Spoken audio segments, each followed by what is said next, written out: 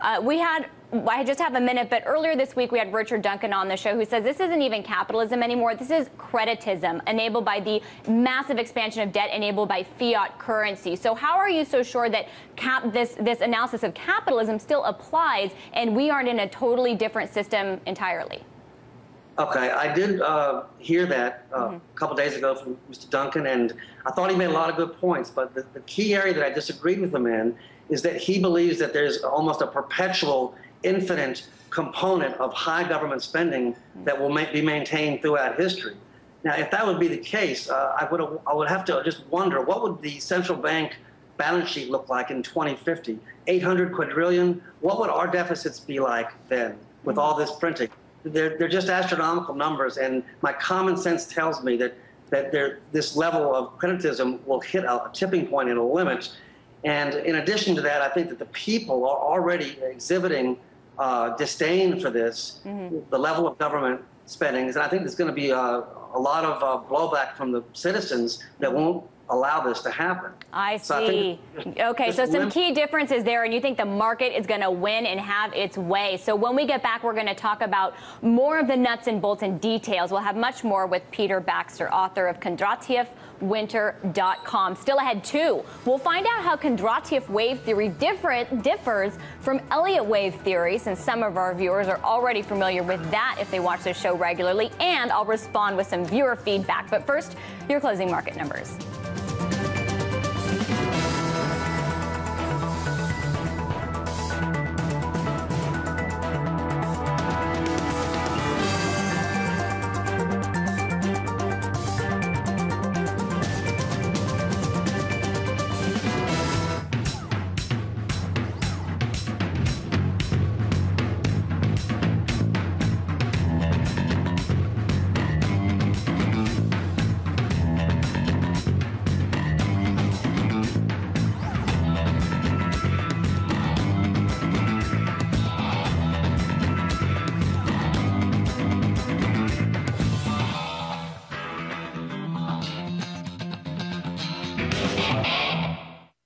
What drives the world? The fear-mongering used by politicians. Who makes decisions? Considerable breakthrough has already been made. Who can you trust? No one who is imbued with a global missionary zeal. Where are we heading? State-controlled capitalism is called fascism. When nobody dares to ask, we do. RT, question more.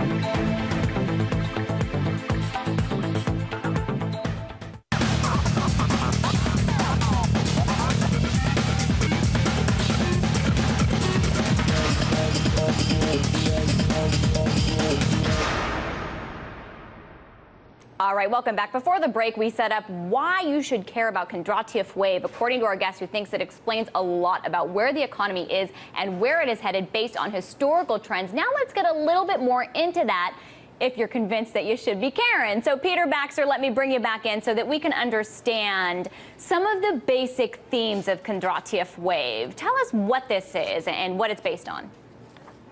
Well, the basic theme of the Kondratieff wave, I think it's twofold. First, it states that there are recurring patterns of boom and bust in Western-style economies, such as the U.S., occurring every 60 years or so, and that within each of these super cycles of 60 years, there are subcycles of 4 15-year cycles that Kondratieff called the seasons, that each have these certain traits, and that these are all reoccurred in all the previous cycles. And then the second core theme would be that you can't begin a new long-wave economic cycle until the excesses of the previous cycle have been removed, or the majority of them have been removed. And what I think is interesting is talk about the significance of the time period, that it really correlates with the human lifespan. So people haven't lived through more than one winter, right? That's true. And it's a very unique feature of this theory is that it kind of makes sense that, and it explains why history repeats, because people forget so many of the lessons of the previous cycle. Because the people who are in power or are part of the economy through their decision making are just were not around for the previous cycle. So that lends itself to why it could possibly be that this cycle is so forgotten and has to seem to have to repeat again. Yeah, and we're going to get more into the charts that demonstrate kind of the empirical evidence supporting what you're talking about. But first, why is Kondratieff wave more obscure than other theories, do you think, given that there is this evidence that supports it? Well, my personal theory is that the elites and the financial mainstream media, which I refer to as the flat earth crowd, they don't accept this worldview of this naturally recurring cycles, because they buy into the worldview that the central banks and fiscal policy as defined through Keynesianism is superior and can overcome and turn back any depression. So that is the prevailing mindset right now, I would argue, of most people, and that's one of the reasons we're trying to bring this out into the public. But I don't think that they've looked hard enough at the empirical evidence, because if you did, you would understand, maybe you'd want to look at this a little bit deeper. Right, and it's interesting. I think you maybe were telling our producer that that Kondratieff's theory came around the same times as Keynes's theories were gathering steam, and maybe politicians, to justify public spending, lean more towards Keynes in order to maintain their power, because obviously spending helps the economy. But I want to move on because there's more I want to get to, because the historical anecdotal evidence, if you could quickly touch on that, of debt jubilees that you've seen that substantiate this. What is that? Sure. Well, even in ancient times, the Hebrews understood all about economic long-wave cycles. And this is why they instituted the biblical jubilee that you've read about, and they forgave debts after 52 years, and they basically rebooted the entire economy. And the purpose for that is they understood the perils of having people enslaved beyond one cycle. It's just not a good thing to have people enslaved in debt for an extended period of time. So they understood this and wrote this into their code, and it worked very well for them, and they prospered very well. In more recent times, the Mayans and the Aztecs had their tying up of the year ceremony every 52 years, and they would also extinguish their debts.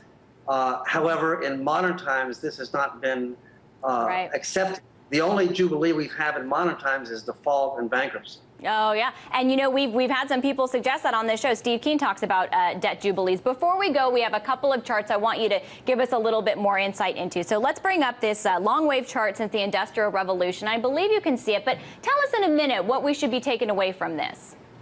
Okay, there's two central ideas here. The bottom chart is of economic output since the 1789 to the present. And the reason that it goes back that far is that it's just shortly after the Industrial Revolution occurred, and then that's when the beginning of this modern industrial age and the beginning of the first Kondratieff cycle of the modern age began in the mid-1700s. So this bottom chart shows what in fact has transpired in terms of economic output.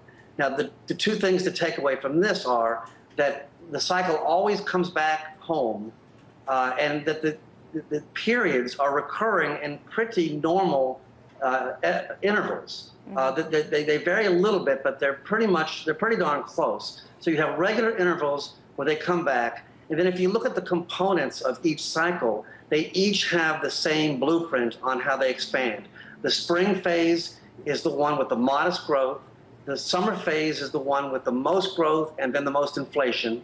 And then you get a plateau period in the fall, and then you get a severe contraction in the winter that leads to depression, and then the cycle begins again.